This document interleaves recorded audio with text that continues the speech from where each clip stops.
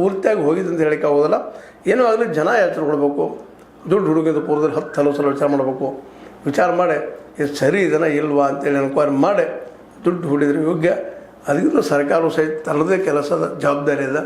ಇಂಥ ಒಂದು ಸಮಾಜದಲ್ಲಿರ್ತಿರುವಂಥ ಒಂದು ದುಡ್ಡು ಕೂಡಿಸ್ಕೊಂಡು ಹಾರಿ ಹೋಗುವಂಥ ಜನರ ಬಗ್ಗೆ ಸರ್ಕಾರನು ಕಣ್ಗಾವಲು ಇಡಬೇಕಾಗ್ತದೆ. ಅದರ ಡ್ಯೂಟಿ ಪೊಲೀಸವ್ರ ಕೈಲದ, CID ಅವ್ರ ಕೈಲದ, ಎಲ್ಲನೂ ಅವ್ರ ಕೈಲದ.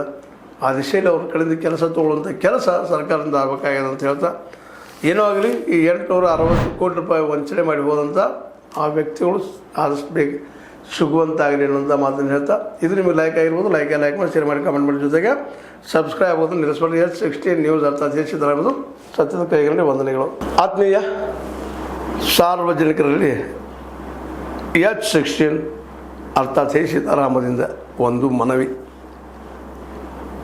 ಈ ಸಂಸ್ಥೆ ಭ್ರಷ್ಟಾಚಾರ, ಅನ್ಯಾಯ, ಅತ್ಯಾಚಾರಗಳಿಂದ ನೊಂದವರ ವೇದಿಕೆ.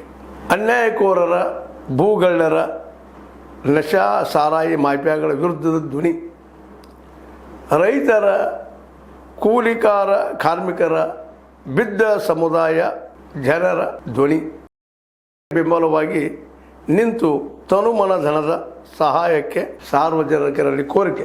ದಾನದ ಸಹಾಯ ನೀಡಿ ಸ್ವಾತಂತ್ರ್ಯ ಪತ್ರಿಕೋದ್ಯಮ ಉಳಿಸಿ ಬೆಳೆಸಿ. ವಂದನೆಗಳು. ತಮ್ಮನ್ನೇ ನಂಬಿರುವ ಮಲ್ಲಪ್ಪ ಇ ಜೋತಾವರ್.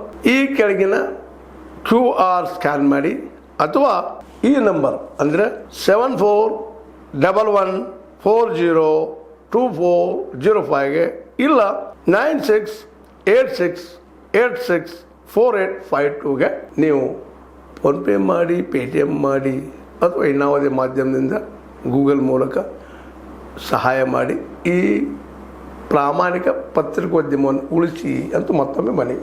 ವಂದನೆಗಳು.